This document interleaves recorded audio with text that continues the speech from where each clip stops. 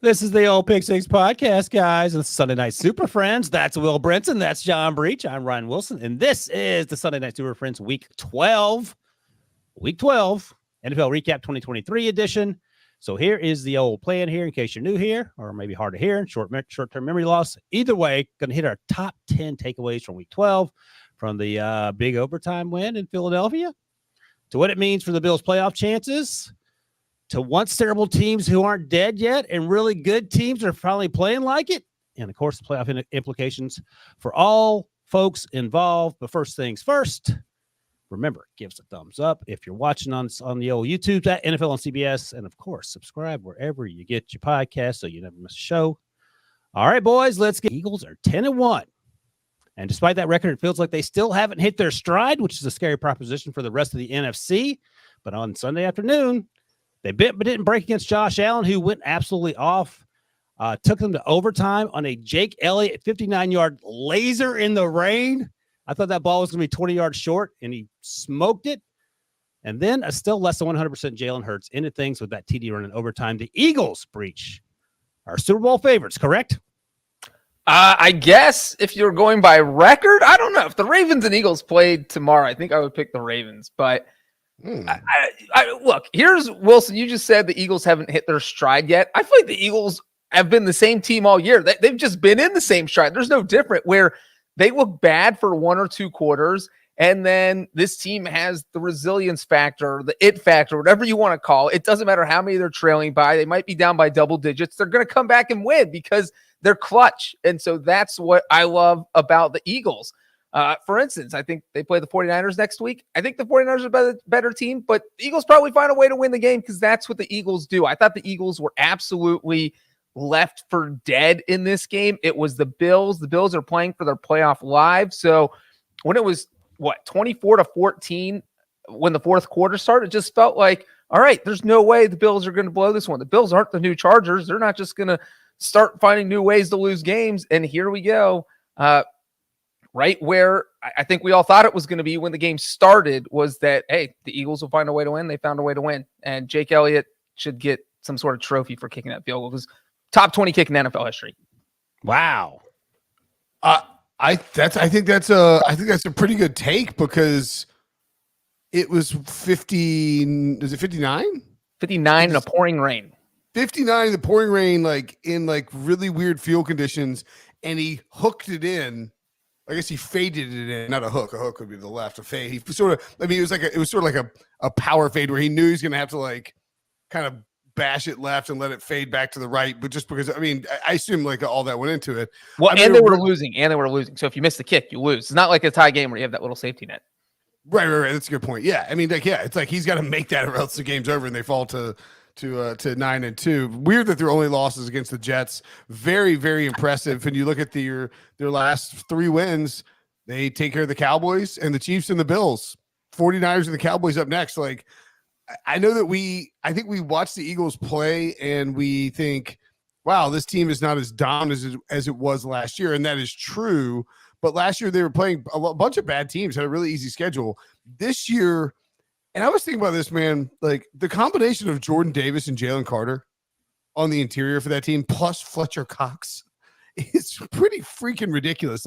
Those two, Jordan Davis and Jalen Carter, are going to buoy the interior of that defensive line for a long, long time. Josh Allen had a great game in this one. He played really well. They had to score that touchdown in overtime, though. You cannot miss on that pass to the Gabe Davis, whether there's a miscommunication by Gabe Davis or whoever's fault it was, Gabe Davis or Josh Allen. And Josh Allen never won in overtime, which is just wild. It's 0-6 in his career, including 2 losses this year, week 1 and then week 12.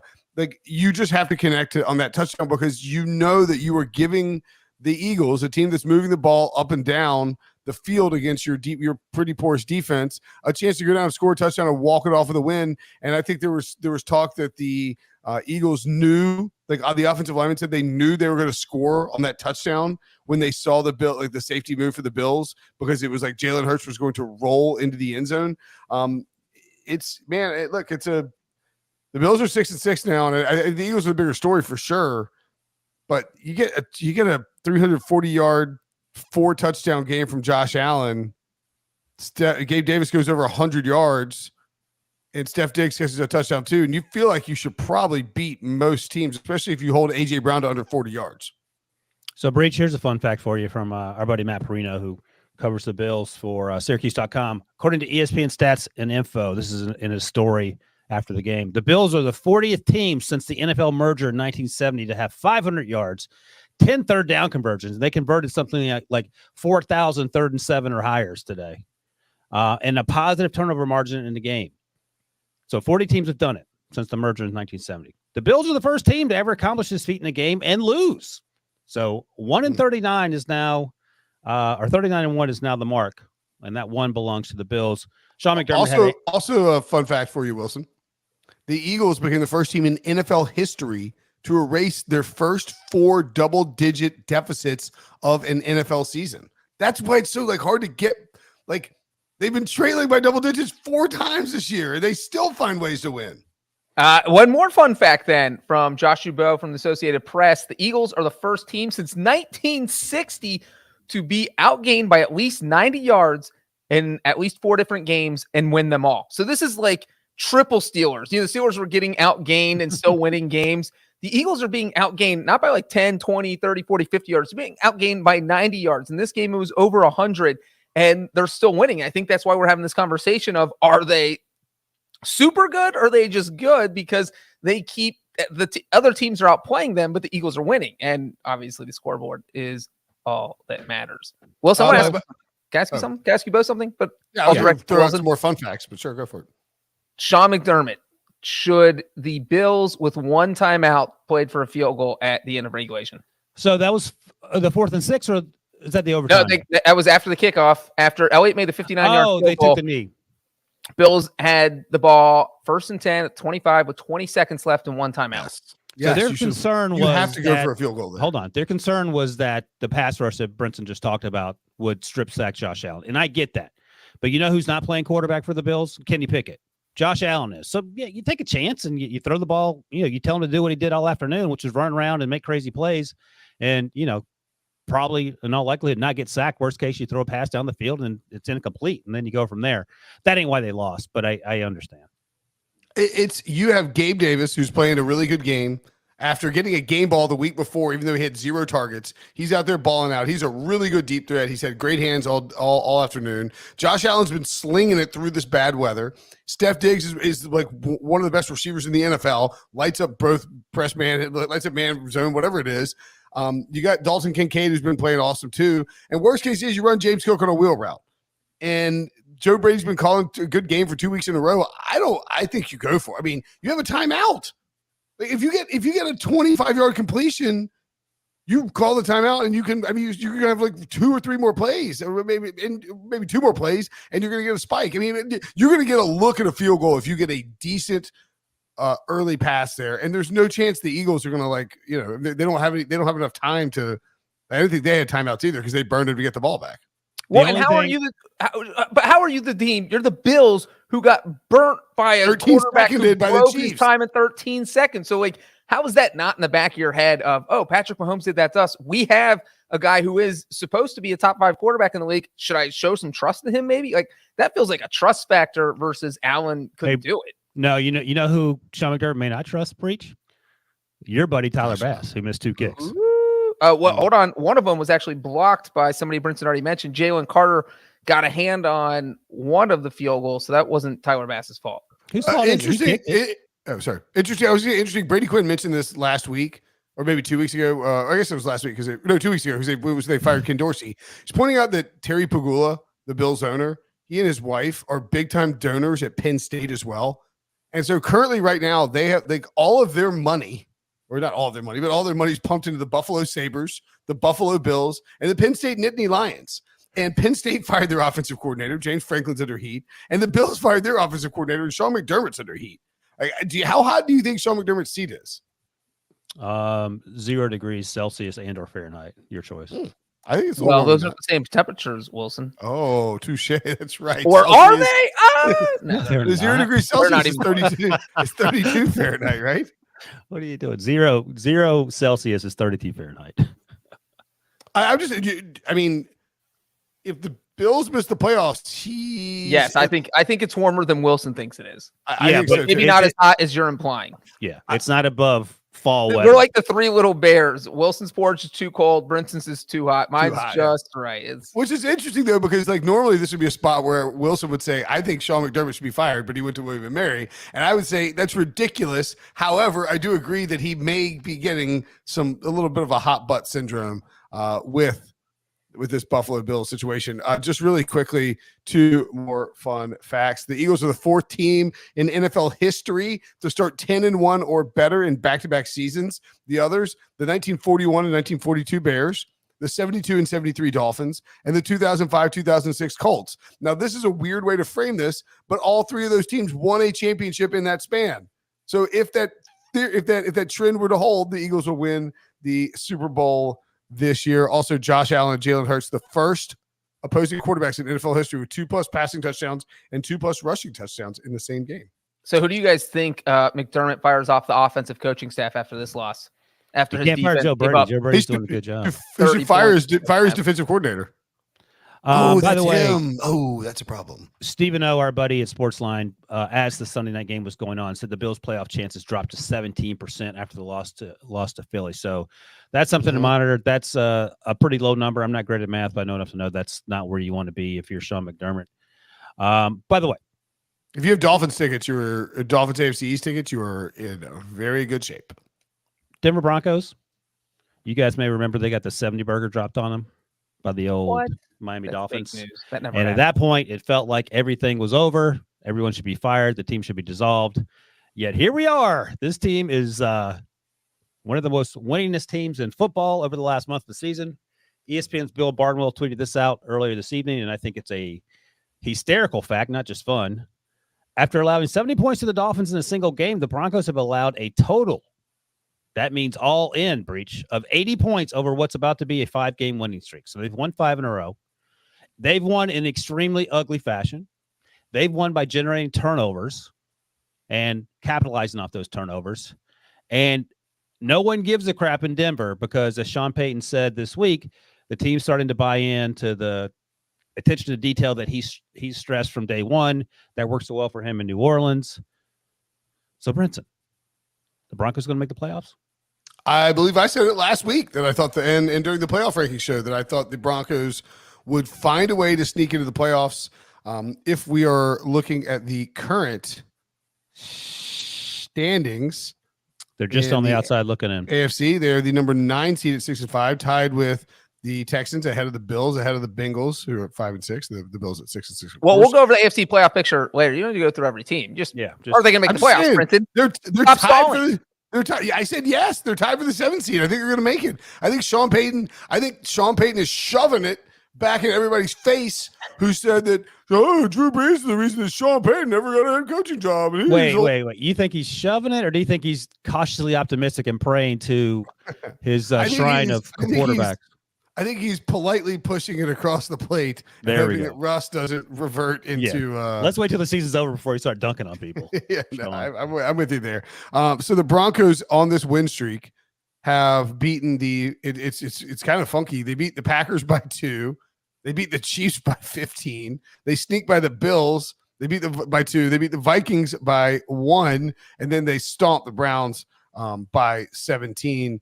In this game, of course, Dorian Thompson-Robinson left. He was 14. I mean, if I were backing a horse to make the playoffs right now, I'd rather have the Broncos than the Browns, even with the record, even with the schedule, just because the Browns are. I think the Browns are going to have tough sledding trying to figure out a way to win football games. What do you think the New York Times upshot? What do you think the percentage they have for the Broncos to make the playoffs is? 26. 26.5. 34%. Both good Why guesses. do you have to Price is Right, Wilson? Reverse Price is Righted you. I'm never guessing first. And the Broncos, by the way, the Broncos next 2 games, and this is the next 3 games are all on the road. What's the Brains over Brinson percentage? I would say 48%. Oh, that's high. Brains over Brinson or Brinson over Brains? at the Texans, at the Chargers, at the Lions. If they go into Houston and win, they're up to 53% to make the playoffs. If they go to LA and win, that'll be a home game for Denver. 70. If they win their next 2 games, 78% to make the playoffs. So you know what's crazy Denver about is. Yeah, go ahead. The schedule you just read is that they literally could go 0-3, 3-0. Neither of those would surprise me with this team. 1-2, 2-1, like literally, 1-1-1, 0-3. Anything would be believable with the Broncos. And I think, agree completely. But I think this is a playoff team. I think this speaks to coaching, and it speaks to Sean Payton's influence, and it speaks to him. I mean, this team started off real bad, and people. I mean, nobody was going to fire Sean Payton. But like people were like, should Sean Payton? He just gave him 70 points. Should his seat be hot? And they have really righted the ship in the last 5 weeks. I do think that can be considered part and parcel, like an adjustment to a new coaching staff. You know, like Sean Payton coming in and after being away from football for a while, Russell Wilson playing poorly. And I mean, look, Russell is still like check down Charlie for the most part, but get it done. All right, Breech, let me ask you this follow-up because I hear what Brinson's selling. I am continuing to walk by the street corner and not buying it because I want to point out these 2 nuggets for you. Denver has 16 takeaways since week 7, the most by any team. The plus 13 turnover differential also leads the NFL over that span. So my question to you is, and Russ went 13 of 22 on Sunday for 134 yards, had 2 touchdowns, ran 1 and threw 1. Is that sustainable? I mean, we talked about the turnover thing last week, and you cannot expect to get 4 turnovers per game for every game for the rest of the season, no matter how good your defense is. They got 3 in this game, but we're talking about multiple turnovers, and what they've been doing during the streak has been nothing short of amazing because 16 it is not takeaways easy. Since week 7. That is insane. That's bonkers. That's absolutely bonkers. They've been able to do that. And then you look at who they've beaten and you're thinking, well, they played 2 court, PJ Walker and DTR today, big deal. But they've also faced Josh Allen, Patrick Mahomes. So they've been doing this to everybody they face, whether they're good or bad. And that's the sign of a good team. And so I don't know that the turnover thing is sustainable. I don't think it is. But I do like that Sean Payton had the Browns defense absolutely flummoxed whenever the Broncos need a big drive, they got one. I mean, the first touchdown drive, look, Russell Wilson didn't put up huge numbers. He made a great throw, I think, to Cortland Sutton, probably because all his great throws go to Sutton. On the first drive, it was like 30 yards, set up their first touchdown. And then later in the first half, throws another touchdown, and boom. Or he ran for a touchdown, my bad. So you have Russell Wilson, didn't put up great numbers, but had a rushing touchdown and a passing touchdown. And that's what you see from the old school Russell Wilson. So Brinson, I might be taking Brinson's crazy pills because I don't think it's too crazy to think they make the playoffs. 4 I teams. I don't think that part's crazy. I just think I don't know if they magically fixed everything. I think this is a team that's going to make the playoffs, and I think the real test will come over the offseason and what next year looks like. I just think it's a massive. You have this horrible start. It's like, what? This is Nathaniel Hackett 2.0. He's doing a worse job than Hackett. And that was a viable argument. And now it's like, okay, right. Coaching does matter. 4 teams have started 1-5 and made the playoffs in NFL history. Can anyone on the panel name any of the 4 teams? I will tell you this. The Texans? The Texans I was going to ask for the specific year, but 3 of them are since we all started working at CBS together. The 2019 Texans? The Texans are not one of them. The Bengals. Oh, they're not one of them? Every year Andy Dalton was in the league, the Bengals. The 1970 Bengals did it. There you go. Well, you said all of them were from I said 3 of the 4 were since we started working here. Yeah, I knew the Bengals did it in 1970. They were the first team to do it. All right. Sure you did. The 2015 Chiefs, the 2018 Colts, and the 2020 Washington Commanders. Were they called the Commanders in 2020? Washington football team. Thank you. Yeah, they might have been a football team, which I still contend is a better name. All right. Let's go to Las Vegas, where coming into this game, the Kansas City Chiefs had scored a grand total of 1 Matt Canada in the 4th quarter all season. Matt Canada is what we call touchdowns after the second half. They scored another touchdown this 4th quarter. Prior to that, however, they were down 14-0. Little soccer mix in for you there. Shout out Colazo Network. to the Raiders, and things looked to be going in a terrible direction. And then the Chiefs got back on track. They ended up winning that game rather easily. Brinson, is the solution been found in terms of the wide receiver position? Rashee Rice had a great day, had 8 catches, over 100 yards. Or is it going to be a situation where it's going to have to be Patrick Mahomes, Travis Kelce when it's not double teamed, and other people stepping up, and then the defense under Mr. Spagnuolo doing their thing? I think that Rashee, it is Rashee, right? Mm-hmm. It's still weird. It's the double E. Yeah. Rashee Rice is the answer. Rookie wide receiver. But what's been weird about him is that they have not used him. Like, he has played well at times over the past couple of weeks, and they just will not crank up his snap count. I'm trying to think, where did he play college? SMU. I thought it was SMU. Yeah. Second round pick, SMU. Yeah. I thought it was SMU, but I was getting him confused with Jordan Shea. But looking at his snap counts, they just have not wanted to crank it up. And the talk from the coaching staff has been very much that, it's going to be a game-to-game situation. This is when we're going to use him. And I sort of wonder if that Marcus Valdes-Scantling drop in the end zone wasn't the breaking point there for them to say, look, this rookie is the best receiver we have. Let's roll him out there. They gave him 10 targets for 8 catches. They were down 7-0 and 14-7, I believe, in this game. 14-0. 14-0. That's what I thought. Yeah, Josh Jacobs ripped off that long 63-yard touchdown run. They get down 14-0, and you're in middle of the second quarter. Chiefs can't score, and you start to crank up Rashee Rice's targets. Our boy Prop Stars has been talking about him constantly on the betting shows during the week on the Pick Six podcast, and then also on the Early Edge. And check those out, part of the CBS Sports Podcast Network, and has mentioned that he thinks he could lead all rookie receivers in yardage. And probably not going to happen. I'd have to look at the numbers with Zay Flowers, but this is a guy that can be the answer and really, really takes the heat off of Travis Kelce, who has been very much up and down throughout this, Taylor Swift stuff. Whoa, Brinson. Dude, he had a major drop and a fumble last week that cost him the game. I'll just say this, and I think PropStars does a great job. I'm not sure the Chiefs trust Rashee Rice yet, and maybe they're getting to that point. Number one. And number two, in terms of being a deep threat compared to MVS, I think Justin Watson might get that first look. Rashee Rice ran in the 4.4s, I think. He did not play that fast in college, and he could change, of course. I get all that. But I think that he was drafted to fill sort of the Juju Smith-Schuster role. And it's wild to say after seeing how this Patriots team plays, where Juju Smith-Schuster is currently a member, and apparently he was yelling at Troy Brown, the great wide receiver who's now a coach on that coaching staff, on the sidelines today. That team is such dog doo-doo crap. I can't say the word I want to say, Breech. But I think that they're trying to ease Rashee into that role, and they may have to be sped up because, as Brinson notes, Sky Moore, the former day 2 pick, hasn't quite hit yet. I think Mecole Hardman, he's either on IR. He was certainly out today. They have some issues he has an injury he's dealing with. And this feels like, Breech, tell me what you think about this theory. It feels a little bit like the 2006 Patriots, where the year before Randy Moss and Wes Welker arrived on the scene, and Tom Brady was supposed to do everything, and he was throwing a bunch of guys who didn't have any arms. Riche Caldwell, single lead. Rashee. Yeah. But by the way, only 2 receivers in Andy Reid in the history of Andy Reid's coaching, and he's been coaching for a long time, drafted a bunch of receivers.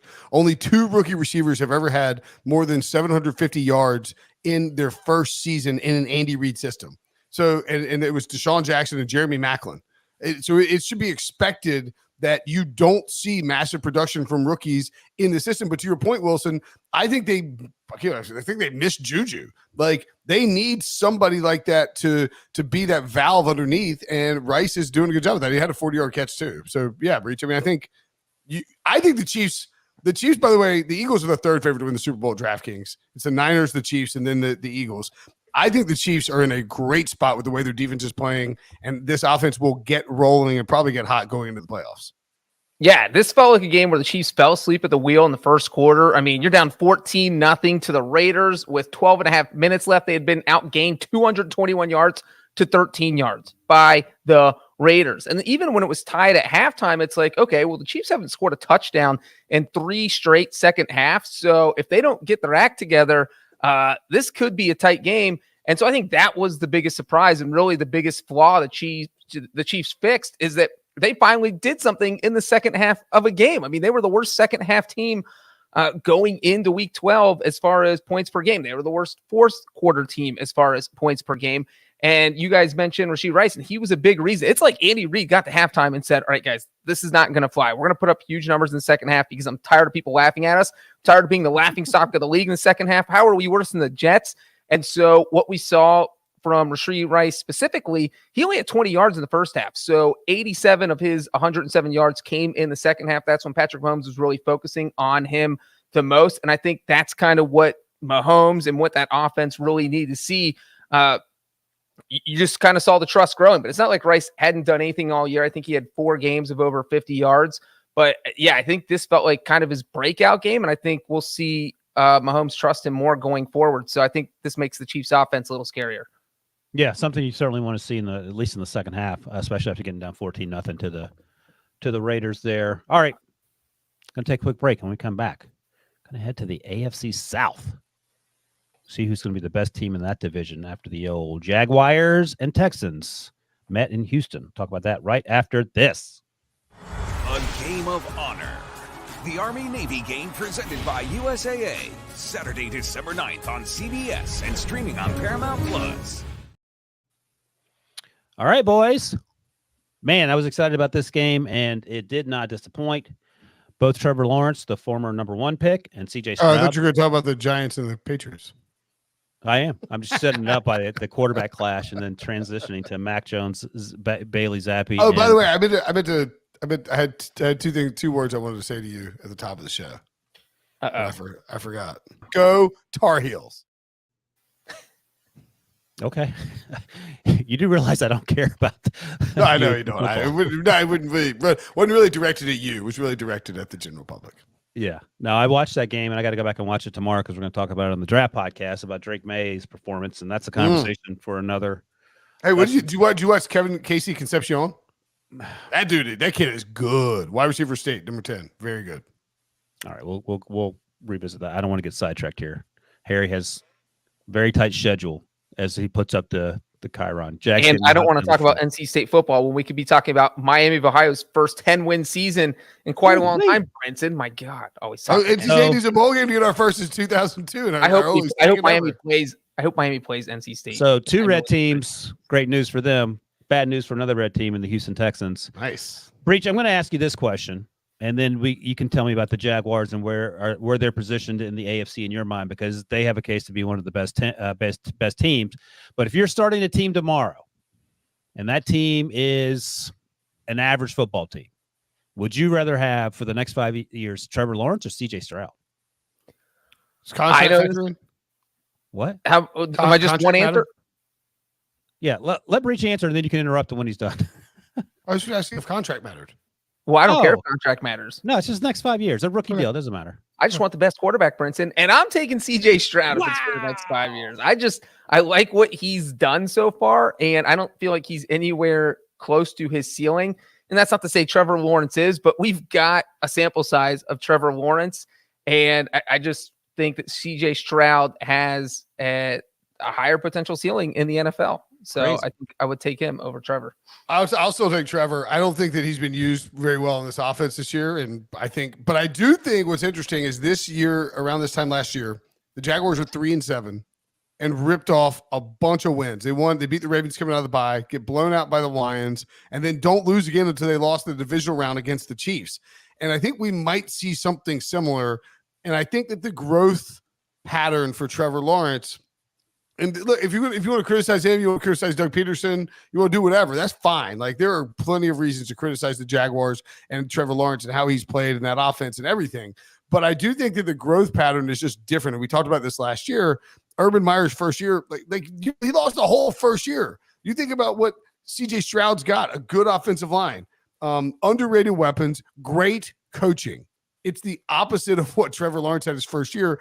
Doug Peterson's scheme and the offensive approach, I still don't love. I think I'll tell you what's really interesting to me is if Frank Reich gets fired from the Panthers and ends up going to Jacksonville at any point to be Let that me stop you there, because people were talking that nonsense about the Steelers hiring Frank Reich. Why would Frank Reich's offense work somewhere where it's currently not working and it's been absolutely abysmal? Like, why is it? There's no better protection and better weapons. I mean, he and Doug Peterson won a Super Bowl together with Carson Wentz and Nick Foles. Okay, I'm just going on what my eyes have told me. I mean, in that case, bring Carson Wentz back. Well, I mean, did Frank Reich want CJ Stroud, and would his offense look better with CJ Stroud? It depends on who you ask. Well, I'm just saying. At any rate, I will take Trevor Lawrence, but I mean, CJ Stroud's been awesome, and he was awesome in this game. And look, the Thanksgiving Day takes 3 games off the slate. Black Friday takes another one off the slate. You got Sunday night, you got Monday night. So we had the 6 games in the 1 o'clock window on Sunday were not that exciting games. Like this was probably nobody scored more than 30 points on that entire so 6 games.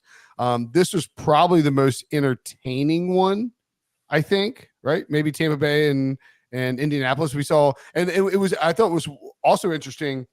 And I was waiting for this to like result in Frank Reich getting fired. CJ Stroud and Bryce Young got the ball at basically the exact same time with a chance to go down and win the game or tie the game or win the game, depending on what you're going to do. CJ Stroud, 11 plays, 45 yards, picks up 4 first downs, gets to the Jacksonville 39. Texans miss a field goal to tie the game. The Panthers went 4 yards and turned it over on downs. So that tells you the state of those 2 rookie quarterbacks at the moment. All right, well, let's focus on the Jaguars real quick here, because they're the team that is right in the middle of it, especially in the AFC. And again, I'll just repeat it. I think they have a chance to be, if not already, they have a case as one of the best teams in the AFC. Is there any pushback on that, Breech? I mean, I feel like the same I felt about them last season, where I thought the winner of this game was going to win AFC South. So now that Jacksonville won this game, I think they end up winning this division. But I mean, how good do you feel about them in the wild card round at home against the Browns or the Steelers? You think the Steelers pretty good? Jaguars are 95% to win the division now, by the way. I feel pretty good in those wild card matchups. And if I recall correctly, and I struggle to remember last year's playoff games, but they played the Chiefs pretty well, at least early on. Is that right? Well, remember they were getting blown out by the Chargers in. No, I mean the game after. No, I know. I was just filibustering to get to the. Oh, okay. Well, if you don't know, that's fine. But I would put Jacksonville at 4th behind the other division winners, behind the other first place teams, the Chiefs and the Dolphins and the Ravens. They were down 10 points in the 3rd quarter and cut it to 2017, and then kicked a field goal late to lose by 7. So yeah, I mean they were competitive, but it never felt like they really were going to win. Let me ask you this, Breech. Why do you like the Dolphins, Harry's Dolphins, better, given that they're a team that doesn't fare well against good football teams? Well, we'll find out if Jacksonville's good, because if Miami can beat them, then that means Jacksonville's not good. They're the barometer. The Dolphins are the barometer. Fair they enough. beat you. You do not have a good football team. Fair. I think the Dolphins just have a lot of offensive weapons. I think that a team like Jacksonville that can struggle in the secondary would have trouble stopping all of Miami's weapons. But, we'll find out when they have the Florida Bowl in the playoffs, when these 2 teams face each other in the divisional round. That's a prediction right now. Speaking of, are they any good? I mean, what's the Monday Night Football, Bengals and Jaguars? I think my brother might be going down there for that. Shame. I'll be in the game. I'll be at the game. You're going to that game? Next Sunday recap show, I'll be at a hotel room in Jacksonville. You're going to Jacksonville? Mark that on your calendar. Why do you should meet my brother. Why do you keep going down there and getting Bengals players hurt? To why are you going to Jacksonville? Answer Brinson's question. Tell your brother to call me. It's my brother's 40th birthday next Sunday, and he decided he wanted to celebrate in Jacksonville by going to the Bengals game on Monday night. Words never spoken before in human history. Never, ever. Oddly enough, it's I think my I know Charlie's going. I had originally planned. I was like, yeah, I'll just go down there on Monday, like cover the game. It's like, well, now the Jaguars are probably going to be what 7.5, 8 point favorites. No, it's lower than that. I bet it's 5. I don't know. I could be totally wrong. Yeah, look, I think the Jaguars' schedule, Wilson, sets them up to potentially, as our buddy Breech would say, potentially steal the 1 seed. They're home against the Bengals, at the Browns, home against the Ravens, at the Bucks, versus the Panthers, and at the Titans. Like that should be 4 wins minimum which if you're Jacksonville gets you to 11 wins, which puts you in the mix. But I mean, the Ravens obviously have an advantage, but a more difficult schedule. So, but look, they get to play the NFC South down the stretch, and that's nice. Brinson, did you just say that's 4 wins minimum, and that it would get them to 11 wins? I didn't want to say anything, Bruce. I meant 13. What I mean, 12 wins. Yeah, 12 wins. Yeah. NC State math degrees paying out. I was looking at the page. I was like, 7-3 doesn't sound right. Yes, it'd be 12 wins. I don't know that 12 wins get you the 1 seed. If they have to beat the Ravens. If they beat the Ravens, the 1 seed is very much on the table. But as I was saying, Wilson, they're playing the NFC South. I was going to say that's good. Brinson did a fantastic job of segueing. You had to call him out for his inability to add numbers together. But that brings us full circle. Exactly. Speaking of mid and subpar, the NFC South, Brinson. The NFC South winner. What are the brains over Brinson odds? I love that. The Bobs that the winner of that division in the NFC South, which is full of putridity, if that's a word, and terrible football, will finish under 500. My dad's a Bob, so that actually brains over Brinson really works well. I think the Falcons are going to win it. They have the No, you got to give me the probability first. I know, but I'm saying like they're at the Jets, Bucks at home, at the Panthers, Colts at home, at the Bears, at the Saints. And I think can I just say quickly, Breech, that if we were on a plane and Brinson was the only pilot that was conscious and we were trying to get instructions from the ground, and that's where Brinson was, to the person up in the pilot seat to fly the plane and land it, we would fly into the mountain, because the stories he has to tell to get us to hit the red button. He's like, well, here's the thing. They discovered the button 75 years ago. And I actually have a book about it, and I'm going to read you 3 passages from Let me go that get book. it. all I'm saying is that the Falcons have 6 games left. One of them is against, I think that they will win 3 of them. So I think the odds are really good that the team that wins the NFC South finishes below 500. 500 or below, I feel like is a very good bet. Give me a number. 75%? 74.7%. Over under, Breech, 74.4%. That the Falcons win it?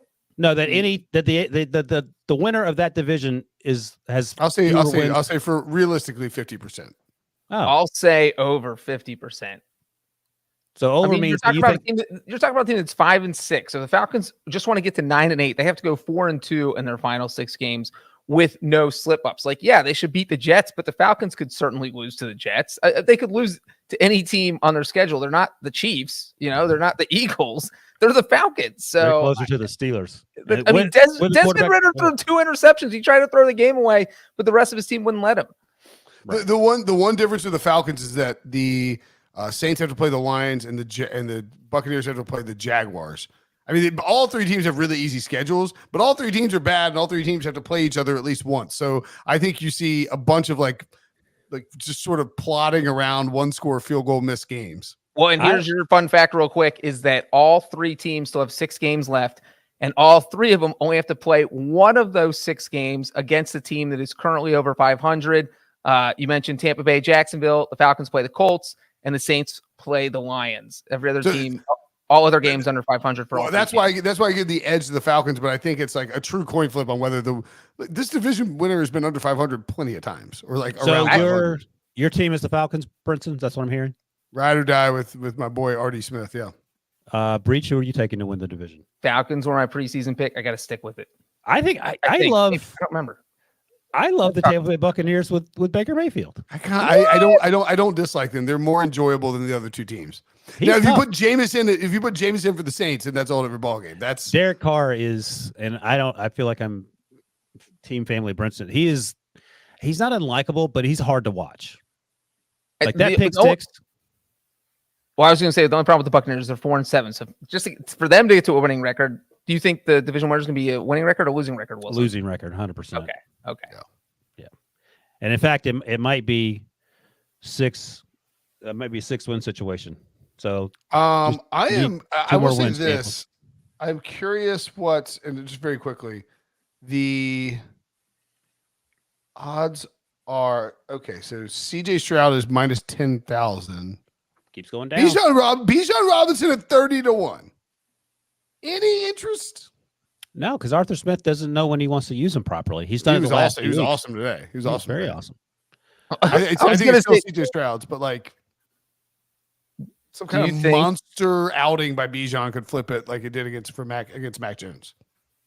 Do you think Arthur Smith went up? Do you think Arthur Blank went up to Arthur Smith at some point this week and was like, look, man, you either play Bijan and give him a ton of carries or you're fired tomorrow. And he was like, okay. Because, this is the first time the offense actually looked like, I think, most Falcons fans thought it was going to look like, where you have Bijan Robinson getting 16 carries and looking really good on those carries. He was getting passes out of the backfield and an awesome 26-yard touchdown catch. Drake London got involved. So, for once, sure, Kyle Pitts only had 2 catches. It's baby steps here. We can't just incorporate everyone all the time, but it really felt like the Falcons were trying to take advantage of their talented players, which, seems like common sense, but they haven't really been doing all season. Do you think Arthur Smith grew his mustache to trick people in the Falcons organization into believing he was Arthur Blank and just walking around holding all the power in the world, being called Arthur with the mustache? I think Arthur Blank looks younger than Arthur Smith, so I don't know if that would work. Quickly, by the way, before we move on, I do want to say we're crushing Des Ridder. That touchdown pass that Breech mentioned to Bijan, that was that made one of the best passes of the weekend. I don't know if he did it on purpose. Does not matter. That was fantastic. Great catch by Bijan for the touchdown. Well, it was a really good design. It was a really good design too, but tons of pressure in his face, and he just floated it over the top on that wheel, on that sort of slot wheel route. Very, very cool. Very good. I agree. Great touchdown pass. Brinson, do you want to take a victory lap on Derek Carr? He threw a 92-yard pick six. He cost them the game. They went 0-for-5 in the red zone. They were absolutely horrible. They couldn't do anything. They moved the ball fine until they got to the red zone, and then just the offense melted down. Pretty insane that like a 92-yard pick six isn't the longest pick six of the last 72 hours, by the way, because the Jets threw a 100-yard one.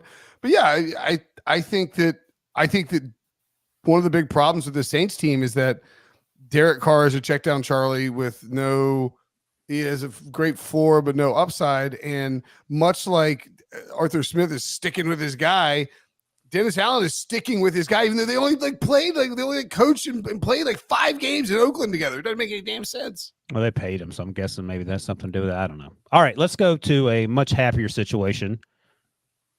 Let's go to Ohio, Breech. We can talk about the Steelers. That's not happy. Now, producer Harry put this in the rundown, and after watching the way the Ravens played on Sunday night, it's not outside the realm of possibility, but I'll pose this question to you, and you can talk about the Steelers Bengals game in the context of this. The Steelers, I just want to congratulate you, Wilson.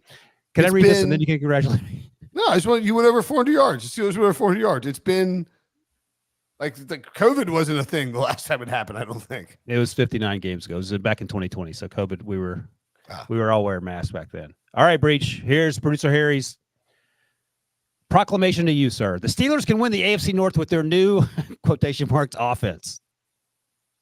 You just said it.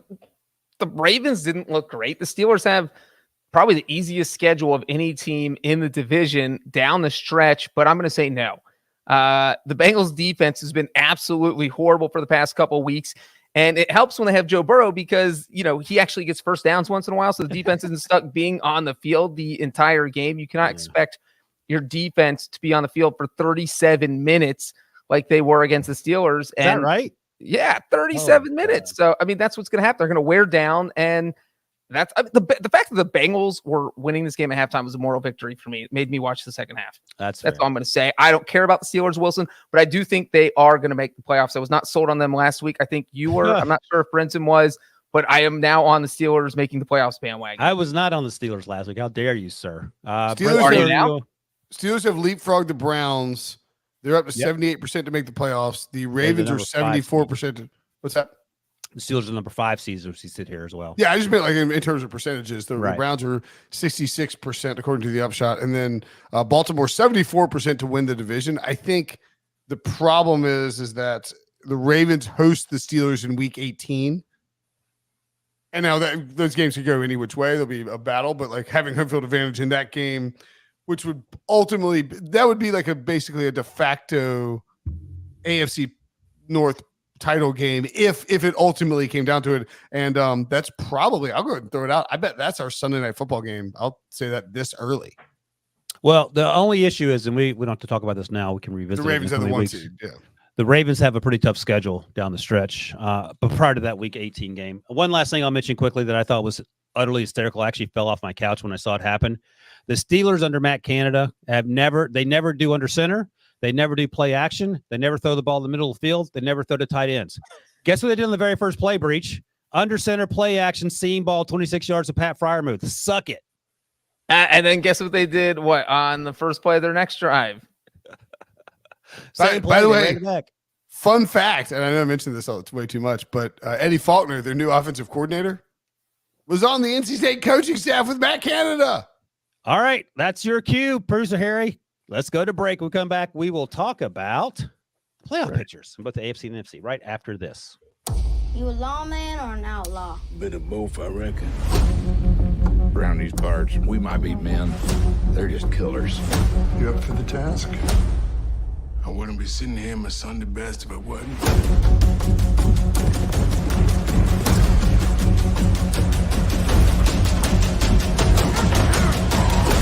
I'm warning you, your wicked days are done.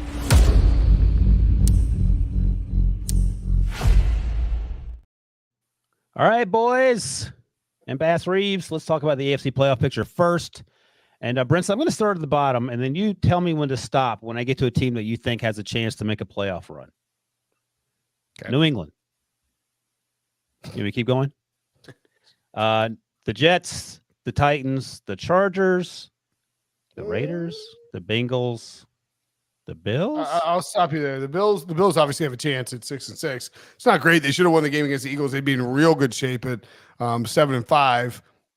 I think you could talk me into the Bengals if Joe Burrow is healthy. He's not. He won't be back. I don't know if you know that, Breech. The Raiders, if they didn't have chunky Derek Carr, Aiden O'Connell, he's like, how dare you?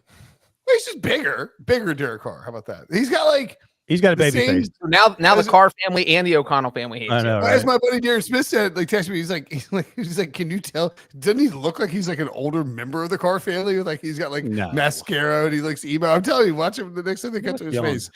And then you could talk me to the Chargers if they weren't the Chargers, but at 4-7, I think that's kind of the cutoff. The Chargers have a 5% chance of making the playoffs. The Bills have a 15% chance of making the playoffs. So I think the Bills is probably the cutoff there. So, Breech, let me ask you a couple things. First of all, congratulations. You called the Colts last week, and everyone laughed at you except me. I was buying that, but Pete Prisco thought you were crazy. So we'll give you that, sure. Me and Brinson, not Prisco. So, Breech, I'm going to give you 7, 8, 9, and 10, and you give me the final order. And in fact, you include 6, which is currently the Browns. So the Browns and the Colts are currently in, and then tell me between those two teams and then these three, Houston, Denver, Buffalo, who are just on the outside looking in, what are your final 2 slots? Because I'm assuming the Steelers are going. Yes, Steelers. I don't even know if the Colts make it now. If the Steelers drop one of the next 2 against Arizona and New England, then that's a whole different ballgame. But yeah, if they win the next 2, they're in. Wait, why are you out on the Colts? No, I'm not on the Colts. Don't listen to me. I'm number 1 Gardner Minshew fan club. I'm the president of his fan club. He sends me his sweaty headband after every game. He doesn't, but Gardner, if you're listening, I'll take it. And you will take it. I'll put it in my office. They've done a great job defensively, as you can see on the graphic here the last 3 weeks. Just 13 points allowed. I still think Houston. I want to get Breech's thing. I was going to give him time to think about it. I don't need time to think about it. I was getting to my point. I was talking about being president of the Gardner Minshew fan club. I don't take that job lightly, Brinson. Colts, Steelers, and I would give the final spot to the Browns or Texans. And Brinson, you can now talk, and I'll figure out if I want the Browns or Texans. All right, here's my hot take: Texans. The 5, 6, and 7 seeds in the AFC will swap places with the 8, 9, and 10 seeds in the AFC. Okay. What? Houston, Texans, Broncos, Bills. Houston, Denver, and Buffalo make the playoffs as the wild cards. Okay. That's a hot take. That is hot, but that's why we're here. I stand by my take from last week. I don't think Cleveland's making it. No, I don't think that's a bold prediction there. Oh, you called me crazy last week when I said that. I called you crazy. Okay. I said their schedule was easy and that they were a lock to make it, and then everyone in Cleveland hates you and that you wouldn't be welcome there ever. Yeah, it was definitely me that called you crazy. Okay, they're still at 66% to make it, so they're in good shape. Colts at 43, Texans at 58, which is odd considering the Colts are ahead of them. But there you go. Yeah, Broncos but the at Browns. 34. I think the Browns are probably the squeaky wheel there to make up an analogy. All right, how about this? Before we move on to the NFC, who's going to be the number 1 seed? I think it's Baltimore. In the AFC? Yeah, the AFC. Actually, no, I'll take Jacksonville. I'll stick by my Jacksonville take. They have to play Jake Browning, some combination of Dorian Thompson, Robinson, and PJ Walker. They got the Lamar, but they get him at home. You got to beat, and I believe that the Ravens have the Rams at home and then travel to the Jaguars, then at San Francisco, which is a huge game. Like the Ravens have the most difficult remaining strength of schedule. That's why I said the Week 18 matchup with Pittsburgh may be less enticing than perhaps we think it is right now. I heard a lot of teams out of Brinson's mouth. I did not hear the Chiefs, Brinson. You don't think they can get the top seed? Chiefs get the top seed. They gotta win over the Jaguars, but they have the Packers, Bills, Pats, Raiders, Bengals, Chargers remaining. It's actually a lot easier than it sounds. Say that loud. That's tough. Now you're like, oh, that's the easiest schedule on planet Earth. I'm going to say the Chiefs because I think the Ravens' schedule is going to be incredibly tough, and I think more importantly that Week 18 matchup with the Steelers, Kenny Pickett's going to throw for 500 yards. I think the Chiefs get it too. I was trying to find. Usually they have. Usually DraftKings has the odds for the number 1 overall seed. Odds for the number 1 seed, but it's not up right now for some reason. I guess because I don't know why it's not. But yeah, I mean, I would think the Chiefs are probably the favorite. And dude, look, the Chiefs are doing, and this is kind of an underrated, like no bleep Sherlock type of thing that the Patriots did. But they got the 1 seed, eliminated one of the weeks they had, 1 or 2 seed back then, eliminated one of the weeks they had to play in the playoffs, and tried to maximize the number of times you had home field advantage. Like that's the reason the Chiefs have won 2 of the last 4 Super Bowls and been in like 3 or 4 and then lost to I mean, like the Chiefs are always there because they're always hosting the AFC Championship game. You have a massive home field advantage. It's basically the new Patriots. And so if you want to steal a Super Bowl berth out of the AFC in the next 10 years, you better get that number 1 seed. And the Ravens and the Jaguars are the only teams with a chance to do it. All right. We'll find out together. And the Steelers. Don't forget this. What about the Dolphins? They're And also Harry's Dolphins. All right. Breech, we're going to the NFC, and I'll play the same game with you. I'll start at the bottom. Tell me where to stop.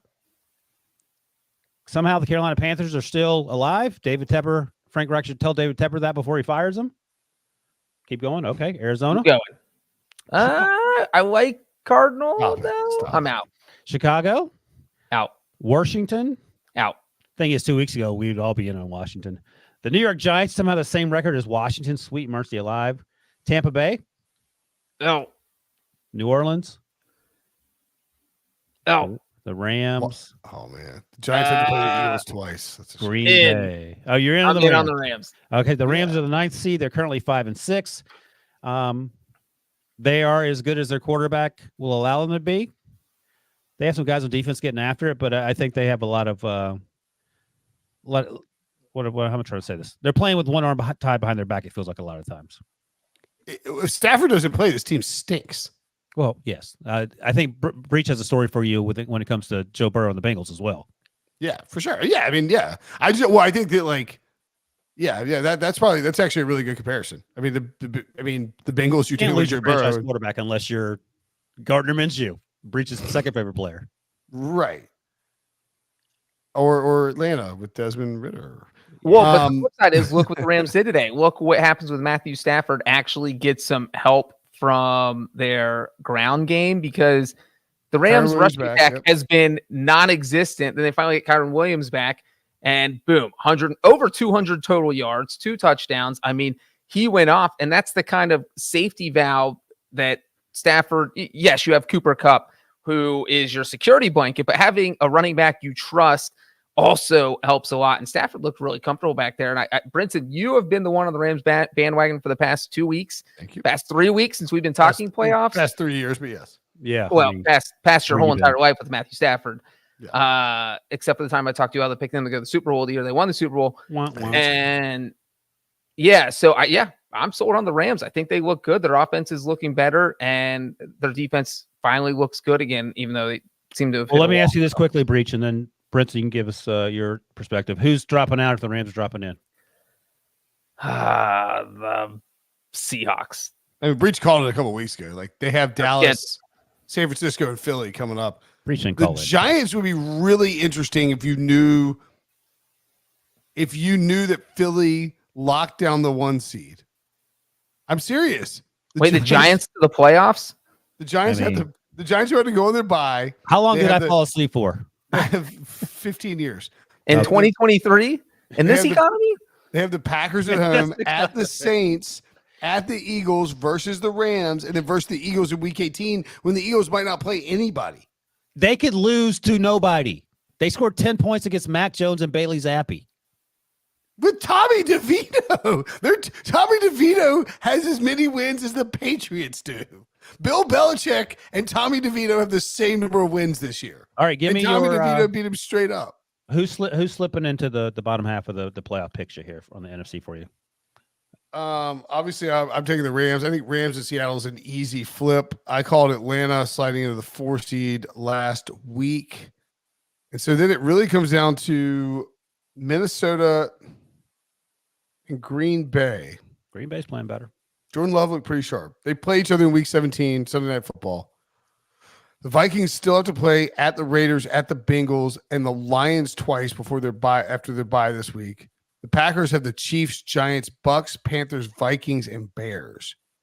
I'm gonna say, as much as I love, as much as I love the Viking story, I'm gonna say the 6 and 7 seeds for the NFC are the Packers and the Rams in some order. Okay. All righty. Let's talk quickly about Sunday Night Football. I mean, I don't know how many times Brandon Staley can get this press conference, but he's going to continue to do it. I think they've lost now 8 straight games, and that's been 3 points or less. I don't think that's how you want to navigate your way through an NFL season. But the Chargers, how do the Ravens cover this? I mean, unbelievable. That's the other thing. So let me ask you this, Brinson. We know who the Chargers are. Any concerns about the Ravens playing down to their opponents? Yeah, for sure. I mean, this is I think Emory Hunt talks about this every Monday. He's like, if the Ravens are playing a high school football team, they're going to win by 3 points. And if they're playing like a 8-3 Lions team or like a 7-2 Seahawks team or whatever it is, they're going to beat them by 25. They do play down.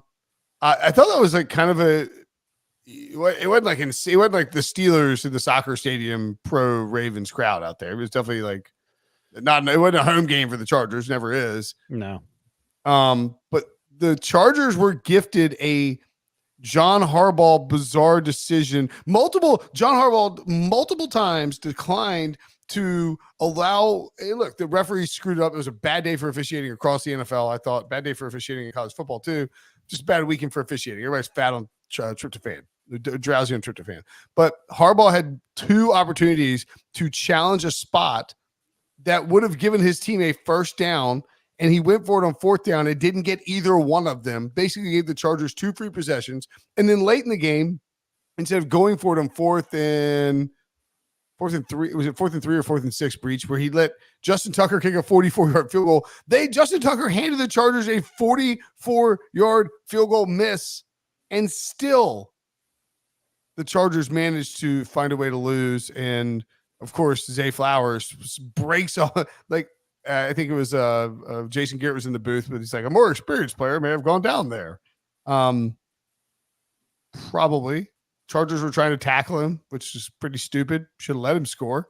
But Zay Flowers goes in the end zone. Ravens win by double digits. I have concerns about how the Ravens played down to their opponents, but I think this is a really good football team. Very upset that my Ravens Eagles Super Bowl pick from last year now looks like it could be collision course this season. Oh, boy. I will give the Ravens offense the benefit of the doubt there because you lose Mark Andrews for the season, and it kind of seemed like Lamar Jackson was trying to feel out, all right, who's my new favorite target? Who the hell am I supposed to throw to? I mean, the leading receiver was Isaiah Likely, who had, I think, 40 yards. So there just wasn't that guy there, that security blanket that Lamar Jackson loves. But, they ran for 197 yards. They terrorized the Chargers on the ground. That's what you have to do. But again, like you said, Wilson, they were playing down their competition. If the other team turns the ball over 4 times like the Chargers did, you should win by 4 touchdowns. The way this game played out, it was unbelievable that the Chargers were even in it at the end, driving with a chance to tie or take the lead. That was absolutely unbelievable. But yeah, I mean, you hit it on the nail on the head. Ravens play their competition, so I'm not really worried. They'll play a good team. They'll beat a good team. Play a bad team. They'll beat a bad team by 3 points, 10 points. Ravens defense is really fun. Those linebackers, man, Roquan, and is it Kenneth Murray? Patrick Queen. It's Patrick Queen, excuse me. Yeah. Kenneth Murray's on the Chargers. Fly around. Jadavion Clowney's dropping in coverage, strip sacking Keenan Allen. I mean, like, not strip sacking, but like stripping Keenan Allen like on a routine catch. I mean, really fun defense, like the Ravens. But yes, concerns about them playing it down. All right, Breech. A few weeks ago, there were 6 game-winning kicks as time expired. And baby Jesus doesn't love kickers anymore. It was a tough stretch. Brinson mentioned Justin Tucker, who now fell below 90% on his career, and now Younghoe Koo, I believe, is in first place. So there are a lot of moving parts to Justin Tucker's legacy. I think it's now been ruined. He's down the Bill Belichick of kickers in my mind. But why don't you tell us about all the misses and some of the makes? Make this a feel-good story. You know what? Let's start with Matt Amendola and the Jacksonville versus Houston game. We saw CJ Stroud lead that game-winning drive, or attempt to lead a game-winning drive, and we did give him props. But the one thing I'm going to say on that real quick is that he took a 9-yard sack right toward the end of the game. I think it was on. They got down to Jacksonville's 37. That's field goal range. You cannot take a 9-yard sack when your kicker, I don't think, has ever hit a field goal beyond 50 yards this season. So you know he doesn't have a strong leg. And Kaimi Fairbairn, who was the Texans kicker before injuring his quad a few weeks ago, probably makes this. He's been one of the more accurate kickers in the NFL this year. But when you're out here with a guy who doesn't have a ton of experience this season, hey, Breech, can I ask you a question? What? Is Matt Amendola accurate, though? Because he absolutely smoked that ball, and it was going right down the middle, and it hit the middle of the goalpost. That's pretty accurate, or is it still considered inaccurate? Like, it wasn't like a Vanderjack. Right. I mean, but it missed. So, that's sure. Did it go in? No, it didn't. And but sometimes kickers will take a little bit off the ball in order to aim it, or sometimes they take a longer swing, a harder swing when they don't think they can kick the ball. If his regular swing only goes out to 55 yards, he's got to switch things up to go to 58. So there's just all these things that go into it. And that was his second field goal miss on the day. He had missed earlier. So it's just wasn't a great day there. I think his other missed kick was 50. So he missed 2 field goals, 50 plus in that game. Rough for the Texans. The Patriots, this Unbelievable. Total indictment on Bill Belichick. We didn't really talk about this game, but the one thing I'm going to say about this, Chad Ryland misses that 35-yard field goal, and this really epitomizes all the bad decision-making that Belichick has made really over the past 12 months, 24 months, 36 months, however far back you want to go. The Patriots had Nick Folk. Nick Folk holds the NFL record, the literal NFL record for most consecutive makes inside 40 yards. He just broke it this season. He broke Justin Tucker's record. The number is over 70. So instead, you go to a rookie kicker. You know what you can't do in practice? You cannot simulate the pressure of a game-winning field goal. So you send Chad Ryland out there. Wilson, you mentioned Mike Vanderjack. He Vanderjacked it. It is hard to Vanderjack it from 35 yards. That thing was missing the whole way. It never had a chance. Blake Group with the Saints, he missed a 54-yarder, but he also hit 5 field goals in the game, so you can't really crush him there. That's not an easy kick. Again, the coaches just put their kickers in bad situations. And they had Will Lutz, who they dumped. Belichick has made a number of significant tactical / special You know what's funny that you say that? Because year. both you and your buddy here give me such a hard time when I say Mike Tomlin, Mike Vrabel, or Bill Belichick, and you're like, well, Bill Belichick is going into the Hall of Fame on day one. He must be the head coach next year of whatever team you're talking about. I don't see it. Okay. Pretty good impression. Who was that? You or Brent or Breech? It was an amalgamation of me and Breech, I believe. All right, and shout out to Jake Elliott again for smoking that 59-yarder. Breech, how excited were you to see him drive that ball in the rain? It looked like it was hit with a 1-iron. How is he not your Breech VP? Well, we haven't got to the Breech VP yet.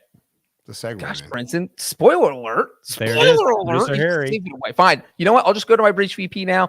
It is Jake Elliott. Fun fact I'm sure I mentioned on the podcast is that when Elliott was drafted in 2017 by the Cincinnati Bengals, my dad announced the pick. He got the card went to the podium and announced Jake Elliott was going to become a Bengal. Of course, he didn't last long there, but he has made quite the career in Philly. There we are watching on YouTube. We got the tweet up there. And so, I mean, this was just such a clutch kick. He also hit that 61-yarder his first year with the Eagles to beat the Giants. He has just come up with so many big kicks. Jake Elliott is the man, and without him, the Eagles don't win this game. Why not roll full homer here? My Brinson VP is the one, the only, Matthew Stafford. 25 or 33, 230 yards, nothing huge yardage-wise, but 4 passing touchdowns, including 2 to Kyron Williams, who came back. The Rams rolled the Cardinals 37-14 and now have themselves a decent look with an okay schedule of making the playoffs. Please don't lose against the Browns this week. I'm not gonna lose that game. I'll see your Matthew Stafford, and I'll raise you one Kenny Pickett. 0 touchdowns, because that's not what he does. But threw for 278. Pat Freiermuth went off, as Breech mentioned earlier, went for 120 from the tight end position. They threw in the middle of the field, something they refused to do under Matt Canada. Brinson mentioned they went over 400 yards for the first time in 59 freaking games. I mean, I watched this game and I was so angry. Did you cry at the end? I was tears of anger because I was so mad that it took so long.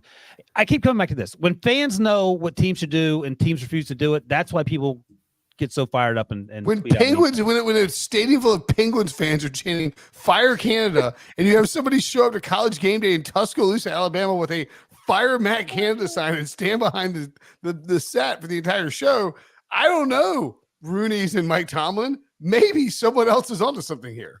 Yeah, I don't know. Anyway, shout out to Kenny Pickett for not being the worst quarterback in the world, which is what he was last week in that last fateful game of Matt Canada's career.